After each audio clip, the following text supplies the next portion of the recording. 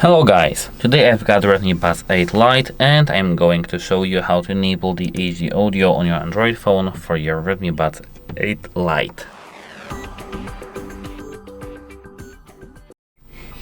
So, at first you need to open the settings. Here, now scroll all the way down to the About phone. Now you need to go not to the software information where I want. Yes, to software information. Here, tap build number.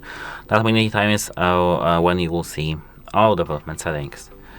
Here now, okay, developer mode has been enabled. So tap it till you see, keep tapping it till you see either prompt for your lock screen password or you're now a developer. So once you do that, you need to go here to the general management section and scroll all the way down. Or not?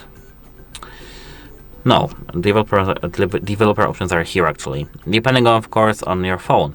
I'm used actually to the Redmi UI, so here we've got our, as you can see, developer options, and we need to scroll down all the way till you see I think it was in the networking. Yes, networking.